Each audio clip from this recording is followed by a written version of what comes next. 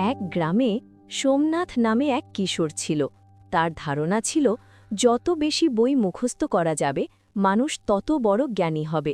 সে সারা দিন শুধু বইয়ের পাতা উল্টাত আর তথ্য মুখস্থ করত, কিন্তু এত পরেও তার মনের অস্থিরতা কমত না, বরং অহংকার বাড়ত। একদিন গ্রামে স্বামী বিবেকানন্দ এলেন।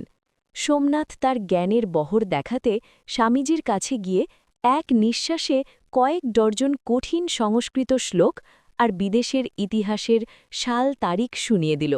শেষে গর্বের সাথে বলল, স্বামীজি, আমি তো সব জানি, এটাই কি শিক্ষা নয়? স্বামীজি মৃদু হেসে সোমনাথকে একটি অন্ধকার ঘরে নিয়ে গেলেন। ঘরের কোণে একটি সুন্দর মাটির প্রদীপ রাখা ছিল, কিন্তু তাতে কোনো সলতেই বা তেল ছিল না। স্বামীজি বললেন, বৎস, এই প্রদীপটির দিকে তাকাও। এটি খুব দামি মাটি দিয়ে তৈরি, এর গায়ে অনেক নকশা করা, কিন্তু এটি কি ঘরকে আলো দিতে পারছে? সোমনাথ অবাক হয়ে বলল, না স্বামীজি, প্রদীপ জ্বালালে তবেই তো আলো হবে। স্বামীজি তখন বললেন, আমাদের মনটাও এই প্রদীপের মতো।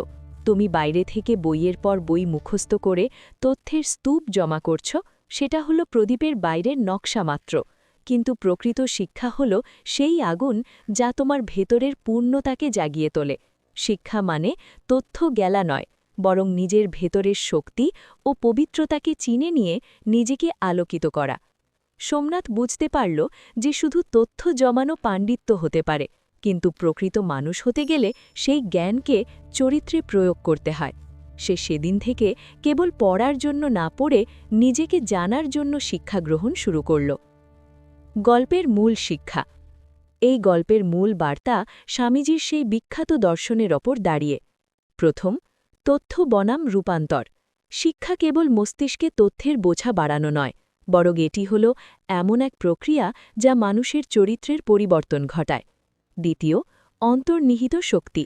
মানুষের ভেতরে সব জ্ঞান ও শক্তি আগে থেকেই বিদ্যমান। শিক্ষক বা শিক্ষা কেবল সেই আবরণ সরিয়ে ভেতরের পূর্ণতাকে প্রকাশ করতে সাহায্য করে। তৃতীয়, চরিত্র গঠন। আত্মবিশ্বাস এবং পবিত্রতা অর্জনই হল শিক্ষার আসল উদ্দেশ্য। তথ্যের পাহাড় যদি মানুষের কাজে না লাগে তবে তা মূল্যহীন।